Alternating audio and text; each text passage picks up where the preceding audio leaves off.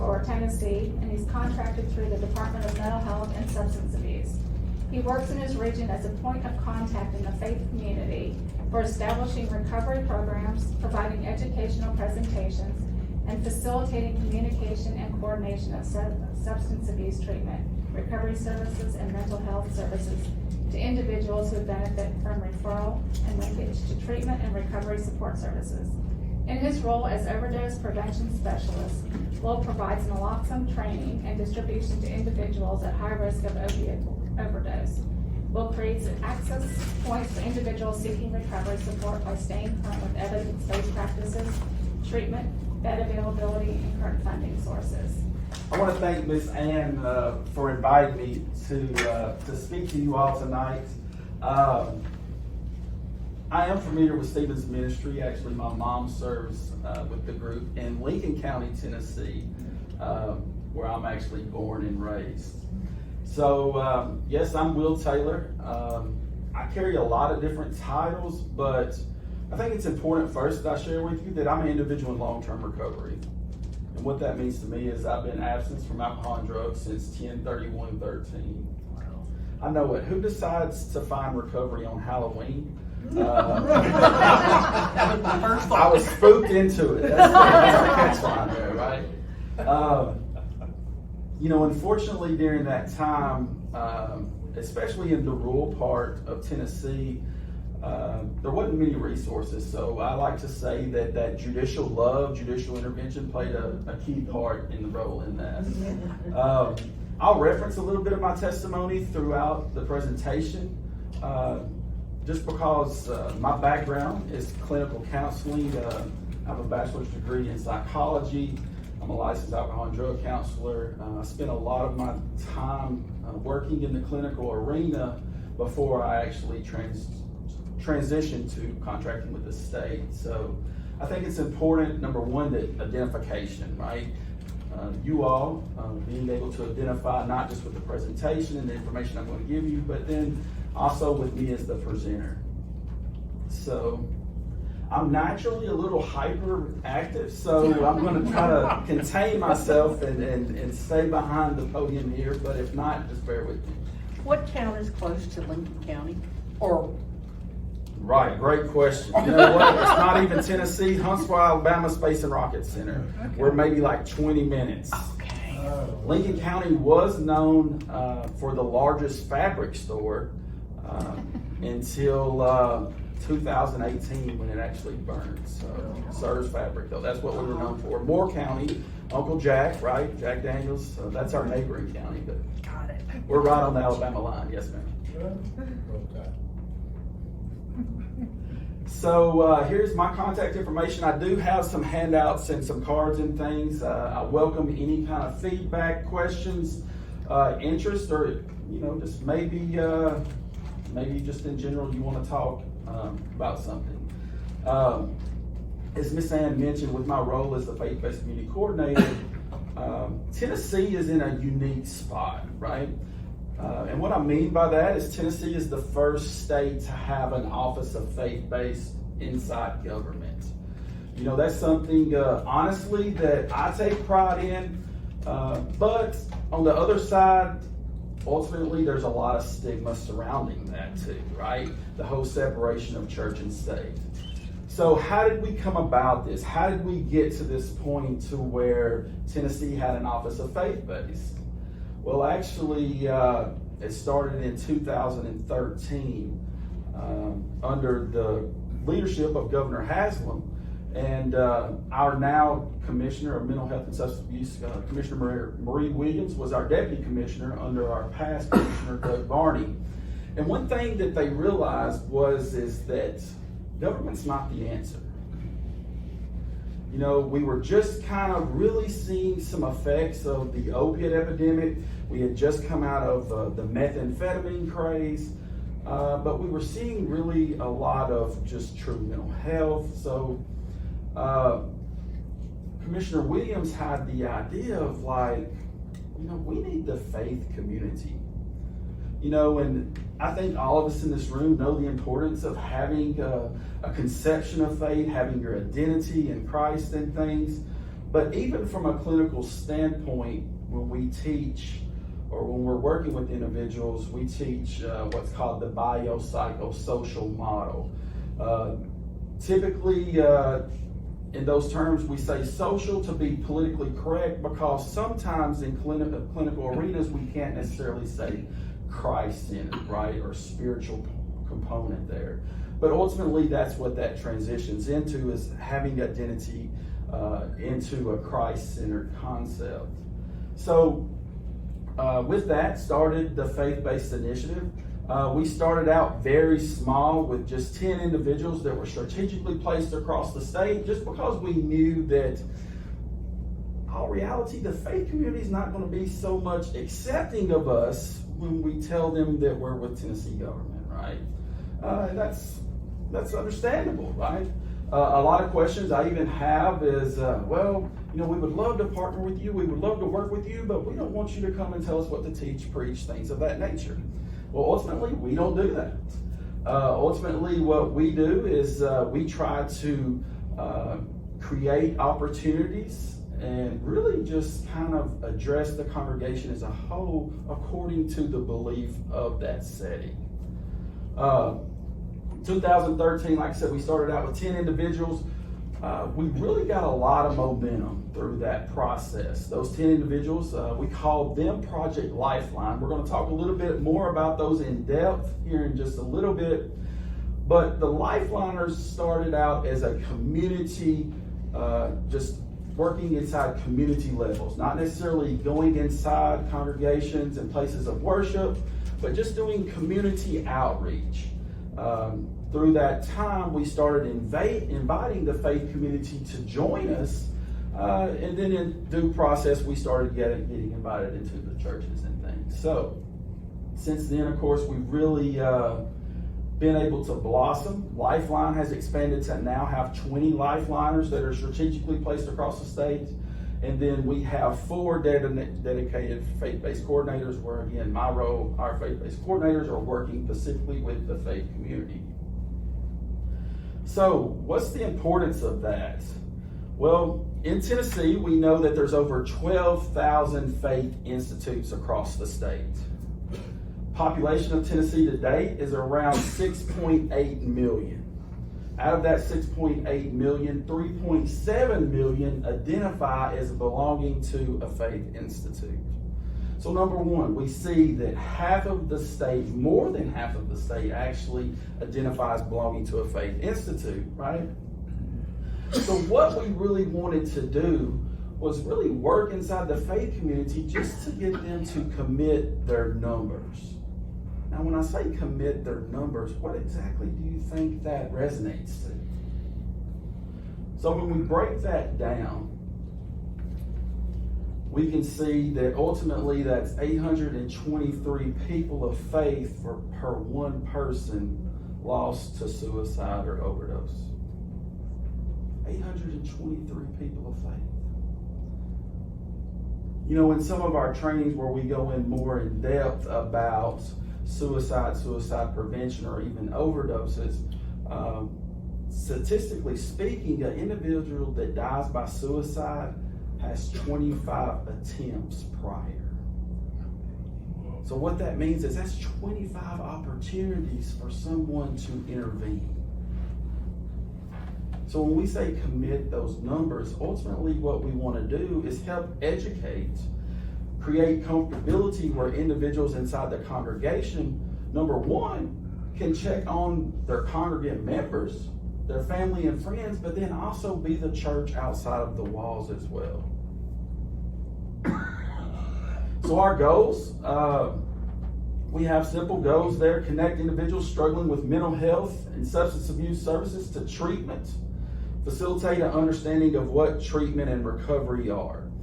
Something that we have to understand, just because I'm with the Department of Mental Health and Substance Abuse, recovery is just a broad word. I think in today's day and time, we can say that everyone's in recovery from something. If we can get honest with ourselves, we know that everyone is struggling with something. And it takes prayer. It takes fellowship, right? It takes the support of others, that community. to increase the understanding of what mental health and substance abuse are by their definition. Now, this was something too that's was a little bit more challenging early on. I think now in today's climate, individuals inside our faith communities are a little bit more accepting mental health and substance abuse by their definition and not the moral failing concept. The reason I say that is it's important that we understand that substance abuse is actually classified as a mental disorder because change function actually happens neurologically inside the brain. Now, I know that. I am a man of faith, right? I believe in the power of prayers. Lord, if it wasn't for a praying family and a praying mama, I would not be here in front of you today. But I also have to understand what Scripture tells us as well. See, the Apostle Paul had a physician, Luke, beside him the whole way. So I say that because it's important to understand that medical professionals play a role in this as well. We spread the awareness of the faith-based initiative in our certification process and what those requirements look like. We will cover those just here shortly. Understand the continuum of care and collaborate with that. As many things, unfortunately, behavioral health as a whole fluctuates on a continuum, such as recovery as well. It flows on a continuum. So understanding how that continuum works. Help groups understand and implement the best practice model. Tennessee, actually, because of our work inside the faith community, we were adopted by SAMHSA, SAMHSA's federal level of mental health and substance abuse for best practice models for our faith-based initiative. Since the start of 2013, we've actually been able to carry this into 17 other states now. So that's something, again, that we can kind of be proud of. And just promote and improve the effectiveness of the faith-based initiative and how we connect with community and recovery support services. Again, I have these handouts up here for you. This just shows you how the faith-based coordinators serve inside grand regions. Again, I cover Middle Tennessee. I cover 41 counties. You know, at that point, I wish I would have said, oh, man. You know. Honestly, though, I have a wonderful team that works with me. So I am on the road a lot, but I do have the support of a team that fills in for me as well. Again, with our Project Lifeline. So some of our results since the start of 2000, actually we started in 13, but we really didn't get smart in saying, hey, we need to start collecting some data, because anytime you're working in a government position, they're driven off of data. So we knew that we needed to start collecting the data. So since 2014, we started really collecting our data. And one thing we saw current to date is we have now over 1,000 certified congregations. We certify congregations as a recovery-friendly congregation. We'll talk about what that looks like and the benefits of that. We've had close to 2,000 educational forums inside the faith community walls. We've been able to just increase that awareness throughout Tennessee. So what do we do? What do we offer? Again, we offer a lot of free training opportunities to empower and equip members. Now, one thing about it is our trainings are geared specifically to that congregation and their belief system. But we always encourage, when we have a training opportunity, to open it up to the community as well, right? Connect to recovery resources and community support. One thing that we love about it, and one thing that I love about being a man of faith and working with the faith community, is we are great about starting opportunities for individuals to get involved with. I believe in the faith communities, we call those ministries, right? In the recovery community, we call those avenues of identifying our purpose. Sometimes it takes a little guidance, and you're going to hear me say the word investing. When us investing in individuals such as myself that needed that guidance to help identify my purpose in life. Opportunities to collaborate with other faith-based organizations and congregations. Prior to COVID, we did have our first statewide faith-based conference. It was a 2-day conference held in Nashville, Tennessee. Due to COVID, we kind of had to put the brakes on, but we're looking to pick that back up this year. And of course, recognizing our recovery congregations to increase the capacity and also increase their ministries. Again, there's that word ministries. Our faith community loves ministry, right? Because that's really what we're grounded in. But a lot of times for a ministry to take hold, it takes sometimes resources, sometimes financial resources. So what I'm able to do in working with faith communities that we are partnered with is bring funding opportunities to increase your financial resources where you can expand your ministry, right?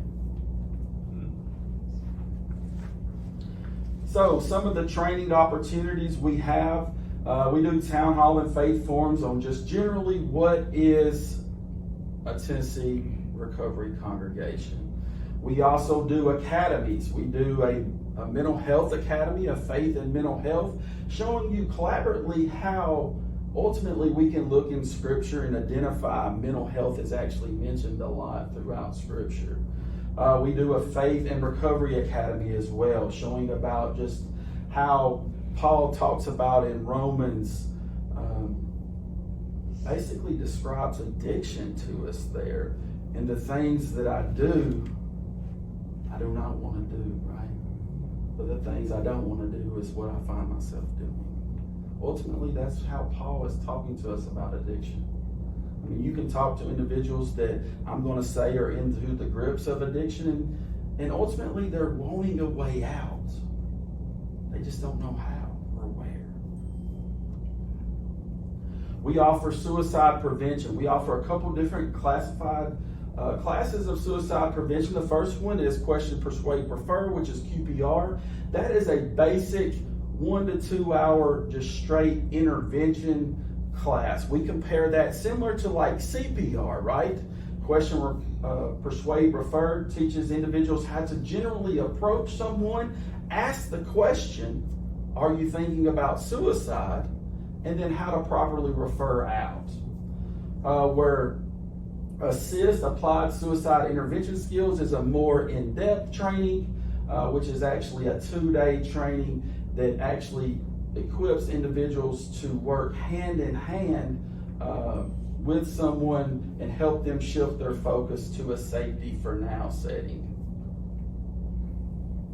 Diverse childhood experiences. I hope everyone in this room is familiar with that concept of diverse childhood experiences.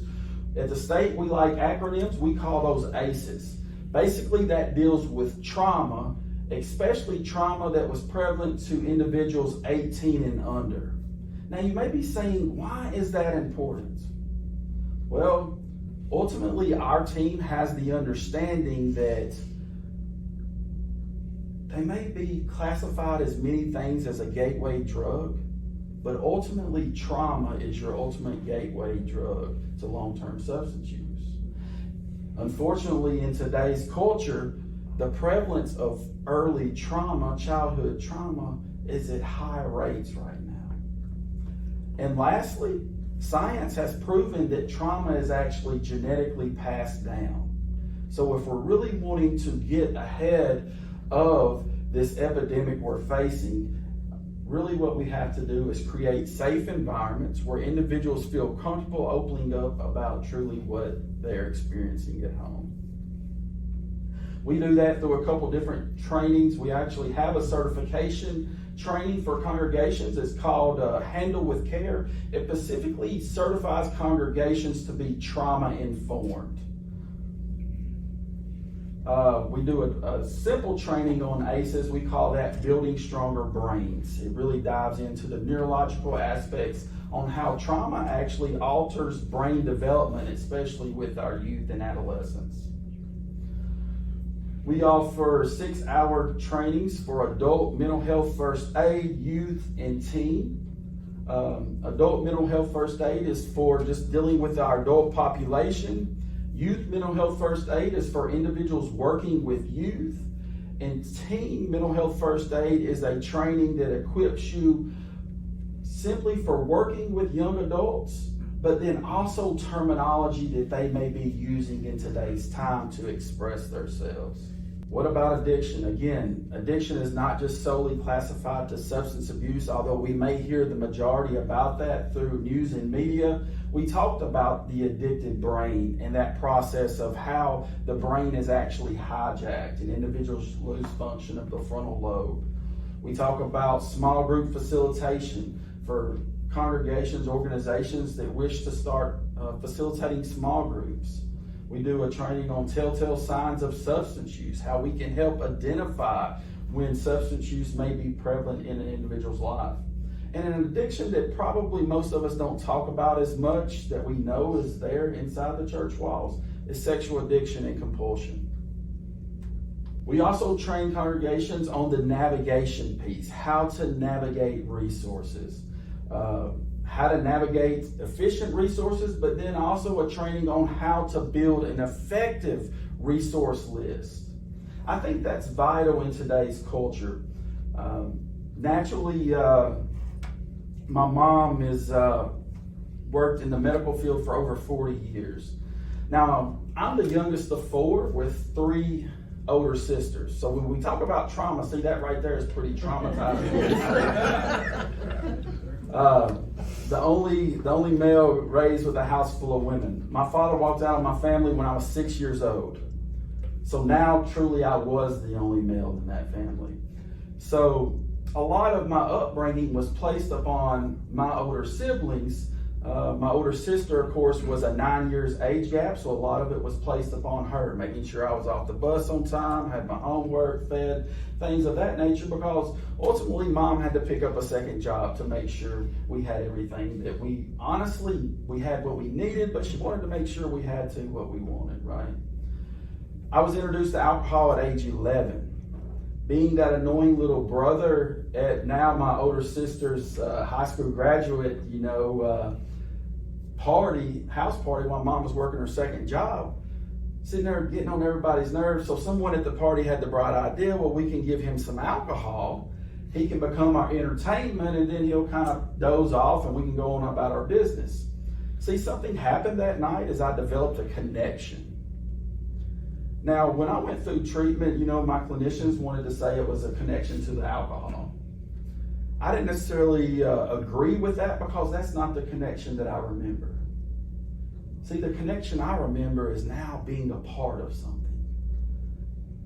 Now feeling like I'm a part of something, a group of peers that were so much older than I was.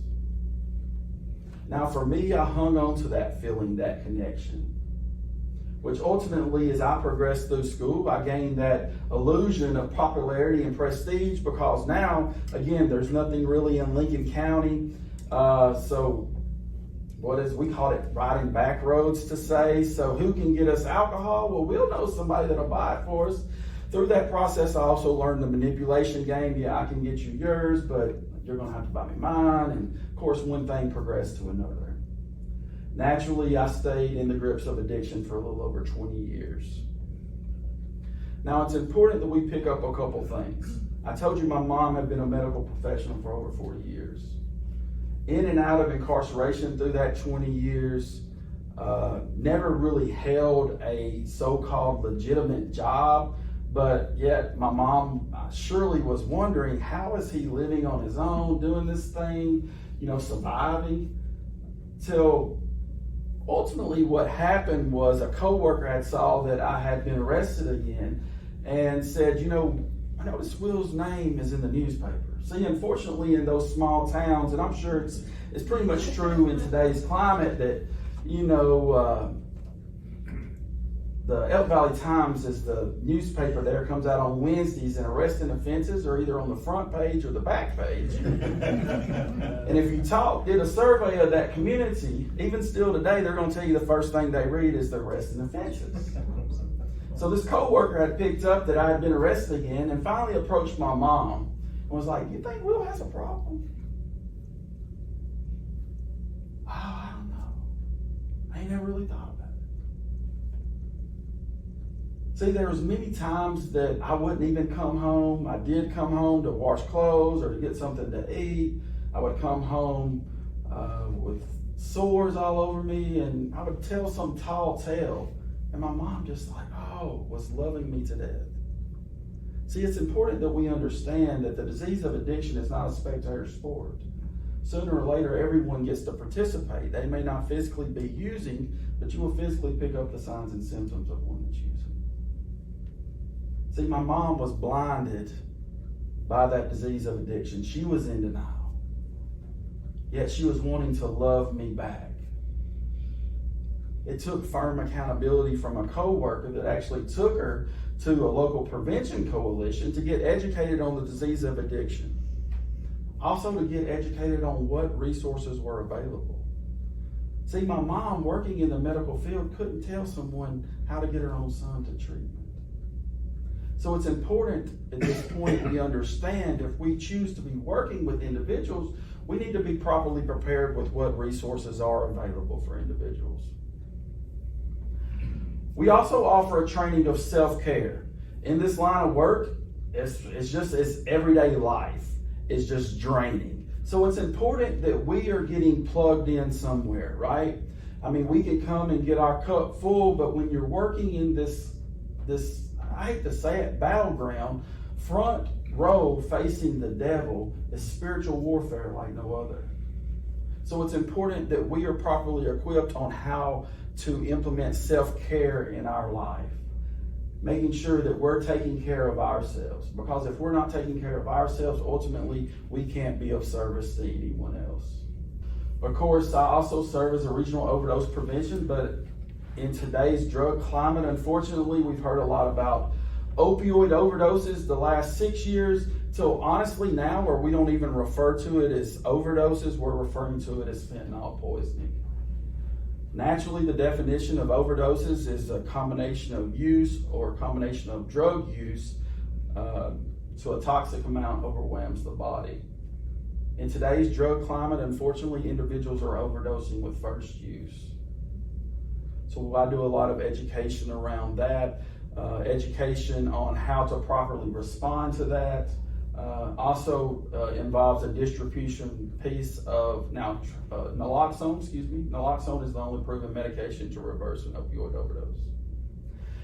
And these are just a list of some varieties of trainings that initially where we try to get congregations better equipped. Number one, to just give some general education and information. To number two, create comfortability, right? So again, we talked about committing our numbers. It's important that we connect and have that connection to like-minded organizations. So what does it mean to be a recovery congregation? Well, we ask just a few simple questions. Number one, that you provide spiritual or pastoral support. I think everyone in here does it. At the beginning, we ask for prayer requests. Guess what? That's spiritual support. Number two, that we view mental health and substance abuse disorder as manageable conditions by their definition. We have to get away from the moral failing concept. Because let's think about this. Naturally, if we view things as a moral failing, then we're viewing an individual as being less than. I'm going to stand up in front of you today as an individual that's in long-term recovery and tell you that you're not going to look at another individual that Jesus didn't die for too. And we have to understand that. Number three is we're willing to embrace and support individuals in recovery and walk that process with them. Naturally, what we say here is we have prayer requests. Yes. But what do we do when someone has a physical condition or maybe is hospitalized or maybe even has a death in the family? I guarantee you this group goes around them and supports them, probably even cooks a couple casseroles to carry over, right? But what do we do when someone goes into mental health or substance abuse treatment? Or when we see their name in the newspaper of being arrested? Do we give them that same support? That's where we have to change our conception, our perception there, and embrace them individuals, because honestly, they need the love too. Provide visible outreach in the community. This is a twofold. We help you do that. So individuals, congregations that are certified, we actually list you on the state's website, believe it or not. That's important. So we have an interactive map. You can hover over the county and it's going to pop up all the recovery congregations in Tennessee, in that county, a point of contact, what services are offered, and maybe what night different meetings occur. That's important because, number one, a lot of our congregations were offering recovery support. We need to understand that recovery support is not just a self-help support group. It also includes food pantries, clothing closets, men's Bible studies, women's Bible studies. You know, ultimately, when I found recovery, I come in with a lot of junkie pride and a high school diploma. And I'm not trying to discredit the high school diploma, but it took someone willing to invest in me to even fill out a FAFSA today, right? Through that process, I was able to gain a formal education, but if it was left up to me, I never would have done it. Sometimes it just takes individuals offering services of just proper home etiquette. I realize working in the clinical field that we cannot take anything for granted. So just making sure that we're offering that visible outreach, whatever that looks like, to the services or the ministries, again, that we're doing. Disseminate recovery information that we provide free of charge, whether that's information to the Tennessee Red Line, which is a 1-800 crisis number individuals can call and text, to even having a syllabus on the bulletins or on the mobile app, right? Host or refer individuals to recovery support groups. Again, this goes back to just knowing what resources are available. Nothing is more disheartening to an individual that's already at the place of despair than reaching out for help and they're saying, you call this number, oh, okay, I'll call you back, but guess what? They never get that call back. Or more importantly, saying, oh, okay, I'll help you. Give them a list of numbers to call. Let's take the time to have authentic, meaningful conversation and make the call with them, right? And lastly, pledge to become recognized, pledge to recognize individuals with suicide ideations and connect them again to the proper services. So what that means, and I am going to blame some on the COVID pandemic, unfortunately, but you know, today we have to get back to meaningful conversations. Again, authenticity, right? Being kind of meaningful with those. I think COVID kind of created an atmosphere for many of us, as I'm going to refer to it, as cordial hypocrisy. You know, I'll speak to you because that's the proper thing, but honestly, I'm not engaged to your response to me. You know, or chances are I may just give you the hey or the nod and move on instead of saying, hey, Miss Ann, how are you doing today? How's the family doing? Engaging in meaningful conversations, right? And lastly, to become trauma-informed and create safe places for individuals to share their hurt and begin the healing. As an individual in long-term recovery, naturally I was raised inside the faith community. Through a period of my life, I naturally gravitated away from that. So ultimately, I found myself honestly as agnostic. I started questioning a lot of things. Really started putting a lot of blame on God or anybody that wanted to talk to me about God. Of course, through recovery, I was back introduced to the spirituality concept, but most importantly, I was introduced to a faith community that offered recovery support self-help groups. And through that self-help group, I was like, you know what? I might come check y'all out on Sunday. So I started attending on Sundays, and guess what? They allowed me to belong. Allowed me to belong without feeling like I was judged because naturally I wasn't raised like I had 3 sisters. My clothes had holes in them, and I probably just, wasn't put together well. I had hair back in those days, believe it or not. But through that belonging, I started feeling comfortable and started believing in what was being taught to me, what was being invested in me. till ultimately it goes from belong, believe, become. And see, once you've got someone that becomes, they're going to go back to the gates of hell and bring the rest of them with you, so I hope you're prepared. But until we can get to where we create that safe, judgment-free environment, individuals are going to stay outside just because they're self-inflicting stigma on themselves that they're not welcome. So it's important that we create safe environments.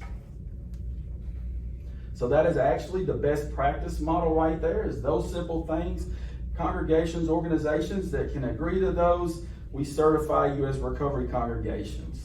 Of course, there's two ways to go about that. Simply fill out a questionnaire or scan our fancy QR code, and we get you registered up. We put you on our monthly distribution list. We stay in contact with our faith-based coordinators, not just me in Middle Tennessee, but all of our other 4 coordinators throughout the states for different opportunities. So I mentioned Project Lifeline earlier, and that was kind of what spawned the faith-based initiative. So it's important to understand how Project Lifeline is still about a role with the faith-based initiative in the work that we do throughout the state. Again, Project Lifeline was the first of the faith-based initiative that was community-driven. And they still are community-driven, meaning that they're out in the communities hosting a lot of town halls, just open forums. Around election time, one thing that they kind of like doing is bringing our elected officials or opponents and have open conversation and dialogue where the community can understand where their stance is on that. But they're also tasked with a couple things. One of those is to break the stigma out there that is associated with just behavioral health as a whole. One way that we do that is September is National Recovery Month, so we host a lot of just big events, family-friendly events to promote recovery of all walks of life, not just substance abuse. Sometimes it's individuals in recovery from depression, overeating, grief, you name it, everyone is welcome, just to help promote recovery. Again, Project Lifeline 2, the most important thing they do is they advocate for policy and procedure changes, because that's important when we're looking at access to treatment. Tennessee not being a Medicaid expansion state, not everyone being able to afford private insurance, then we look at what are resources that are available for our uninsured population. You know, we have individuals that are overdosing and fatally dying with first use. So when I have someone that's highly motivated to go into treatment, I need what resources are quickly and readily available. So Project Lifeline helps advocate for that. One thing with Project Lifeline too is we help work inside congregations and identify what we define as ambassadors or champions.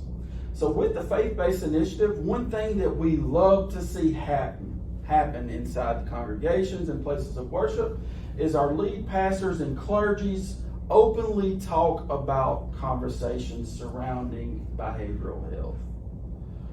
One thing we have found out is the congregants will never surpass the leadership of the church. So until we can have open dialogue, a lot of times individuals inside the church are struggling, but yet still shameful to speak about things. So when we can get leadership to openly talk about these things, what we've witnessed is the ripple effect to where individuals start saying, you know what, I've been in recovery 20 years. I would have never known it. You know what, I'm struggling with depression. So we help identify champions in each congregation, and we send them through a free training. We have a certified peer recovery specialist training. It's a 40-hour training free of charge for individuals to equip them with basic skill sets and knowledge for working with individuals.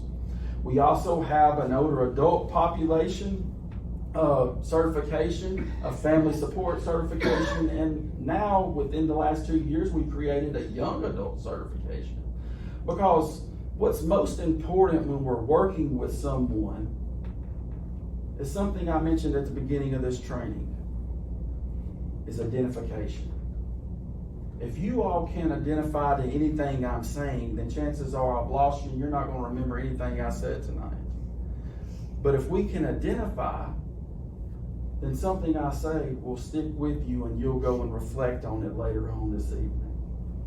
So having individuals with lived experience in active recovery inside congregations as a point of contact help create what we call a recovery ministry.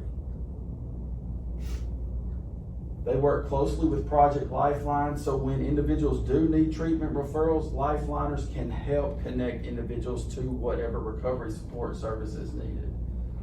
So I kind of got ahead of myself, but this just talks about how we would like for them to be champions inside, identifies being that person in recovery, help provide referrals and recovery resources. Believe it or not, the Certified Peer Recovery Specialist certification is a billable service in Tennessee.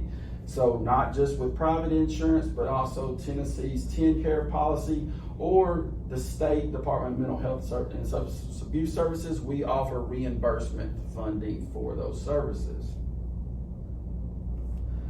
So Project Lifeline, they connect community partners and prevention coalitions together. They bring in treatment and recovery reports.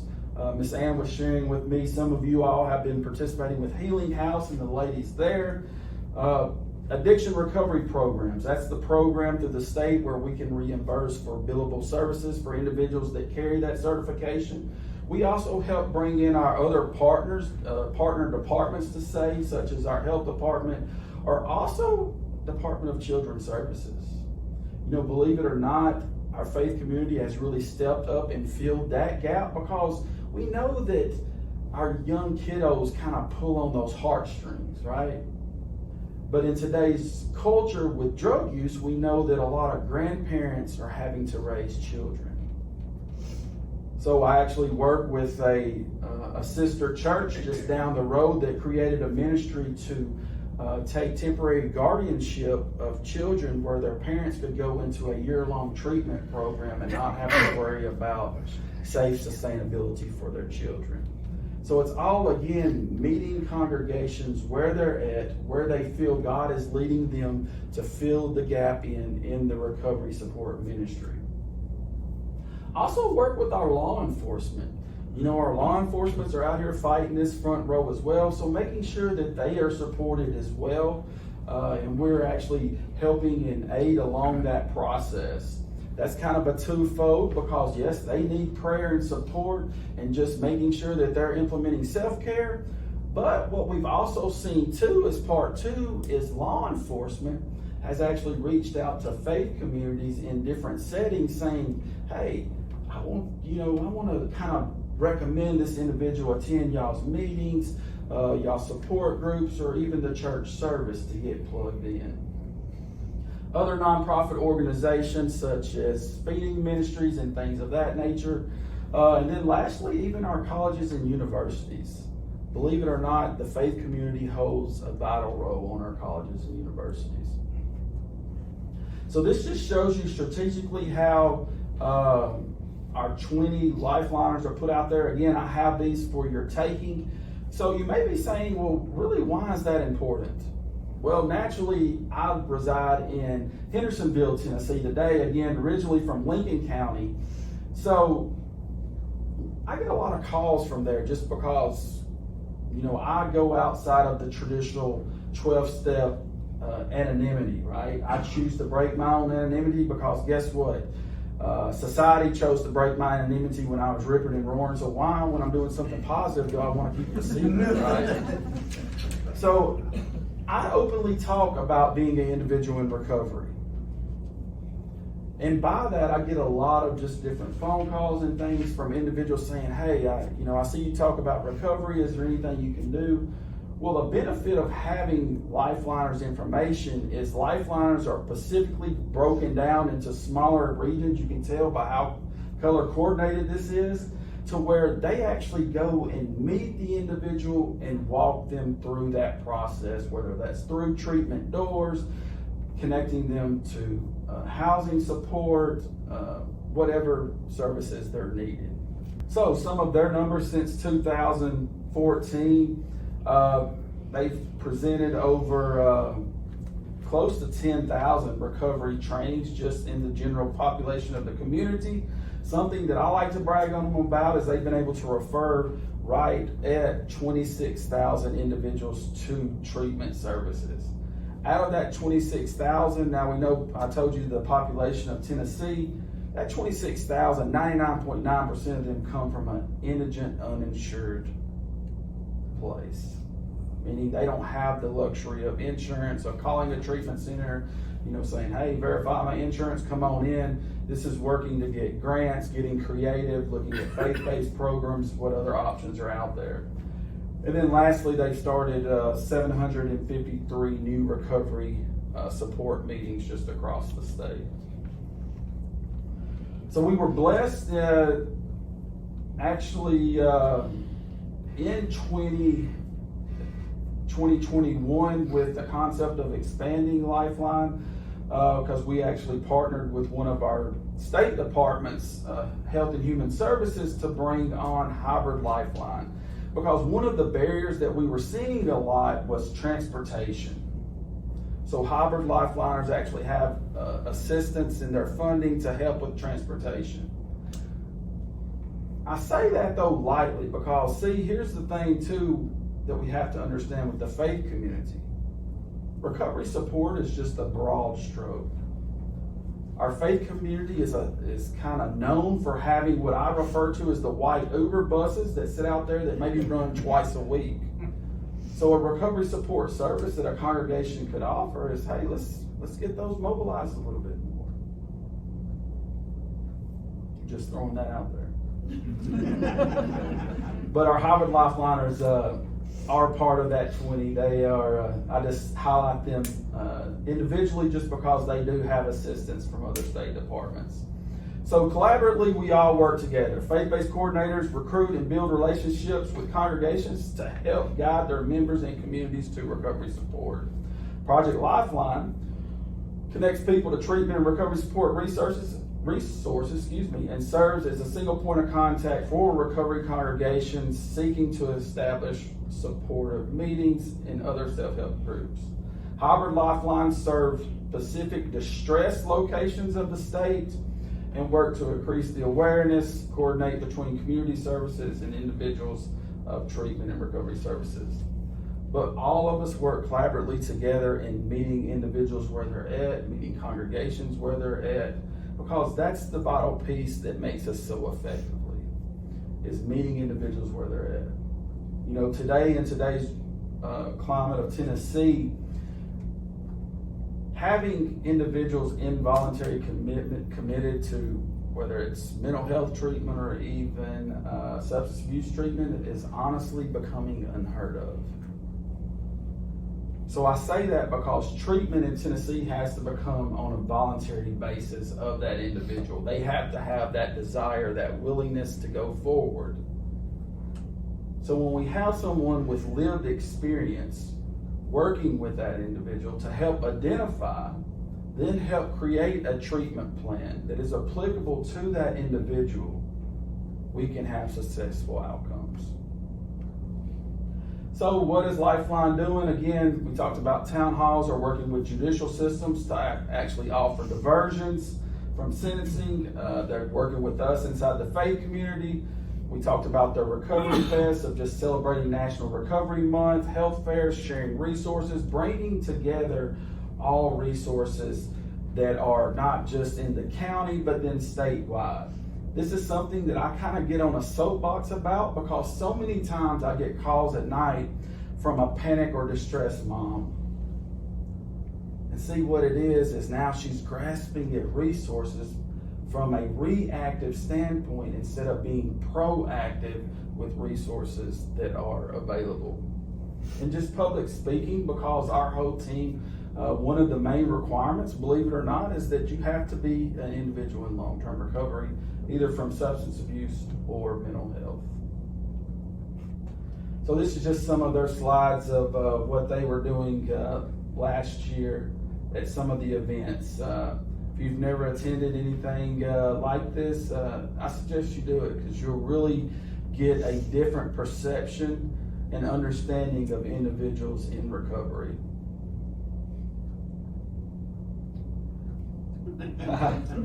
So, any questions? Yes, sir, Mr. Skip. I'm overwhelmed and impressed. I've got two questions. First one is, I just learned that like a year and a half ago, a couple in Evelyn, his son committed suicide because of gambling addiction. And they were researchers and they discovered in the past year they've lost 2.5 to 3 people a day due to gambling addiction. And with sports gambling going on in America now, are you all dealing with gambling addiction as well? Yeah, so actually, that's a great question. I appreciate that. So we know that Tennessee actually, 2 legislation bodies ago, we got approved for gambling. But before that, we were seeing numbers, but as far as treatment inside Tennessee, there was maybe only a handful of treatment providers. Since then, our current governor actually expanded that. We actually now get to tap into some of the gambling proceeds to increase treatment services for just gambling addiction. But yes, it's... And my other question is, are there other faith-based organizations other than Christians that you all work with? Yes, and that's a great question. I appreciate that. So as us being a state department, we work with all faiths, right? And that's important for us because we need to understand that mental health or substance abuse does not discriminate to the Christian faith or the Muslim faith or the Hindu, right? So anybody that's willing to open their doors and invite us in, we go in and provide the same service across the board. So you work with Baptists too? Oh, absolutely. Absolutely.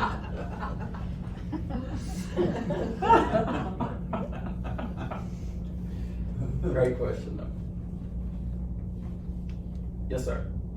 So we have numerous recovery groups that have their programs in our buildings. Absolutely. We are very not connected to them as a church. So, just like, there's some that have been involved, acting here 35 years, and there may not even be one person from our church that's even managing or facilitating or being involved in that program. How do we, is that something you can help teach us how to be part of those programs, and do those programs want us? So that's a great question as well because, believe it or not, when I pulled in, I was like, man, this looks so familiar. See, I'm a friend of Bill's as well. Okay. And I was like, this is Woodbine group here, right? I'm like, okay, it all just kind of started coming back to me. So going back to your question, though, that's important. Number one, see, y'all already providing recovery support. But number two, we're not engaged with them. Yeah. So we need to understand, though, that is kind of a twofold answer and a twofold solution. Number one, so many self-help support groups operate by traditions. When I said I go outside of the box and talk openly about my recovery, typically individuals are kind of suggested the spiritual guidance of not speaking outside of that according to that group. But I'm going to tell you today, and today's just climate across the board, is with an open arm or an open hand to say, you're going to find individuals will start trickling in. So how do we engage them? Well, I think the synopsis event, symposium, would be a great opportunity. When I do Recovery Fest throughout the area and things, I invite the group out. And they come and support, and of course they promote their group and things of that nature. But it's showing them that, hey, we want to do more than just have you as a group here. We want to help broaden the recovery spectrum. So it's kind of like we have to extend that hand out there. So I think that would be a great, if that's something that everyone decides they want to go forward with, I would definitely invite them there, just in general. And that starts the conversation with them. That's kind of the warm welcoming for them. And then you're going to just, from there, ask them, would anybody be willing to speak at the event, And you're going to find out from there that ripple effect starts taking. I was thinking this whole time you were talking about the idea of Stephen ministers reaching out to these groups within our church. We've got, like you said, there's so many that we're completely disconnected to. And I think that the church as a whole is, and that perhaps it's by design, but people going through stuff sometimes need an ear. They just need somebody to listen to them, and it's not, we're not, recovery specialists by any stretch, but we could be really providing a great service to people who need someone to just listen to, I always say this, and I apologize, I'm kind of a smart aleck. I say a big mouth is a spiritual gift. Some people disagree. I say, God gave us 2 ears and 1 mouth for a reason. Listen and silent are actually spelled with the same letters. They're just scrambled around a little bit. In suicide prevention, you're going to find out the most effective form of just implementing and instilling hope is just listening. Not having anything to say, but just sitting in the presence with someone. So you're spot on. And we're trying to do that with healing housing and other groups. Why wouldn't we do it within our own? It's a great idea. Well, I don't want to neglect Healing House. That's a no, wonderful no, opportunity. yeah. What you're going to find out, or you may already have, is right there. It's kind of like going to the support group, right? You're going there. It's a house full of women that are centrally located, just together, and you know that they're all striving for the same peace. Ultimately, this is, and I'm going to go out of context and speak for probably the majority of the recovery group. Just because I experienced it through my profession of working in treatment, hearing it so many times from my clients. Ultimately, we have to extend the hand first. As absurd as that may sound, naturally individuals that suffer with anything will self-inflict more stigma on themselves than actually is out there. But that's the first thing that has to be eliminated. So by us extending the welcoming first, we're actually, in my eyes, extending God's grace.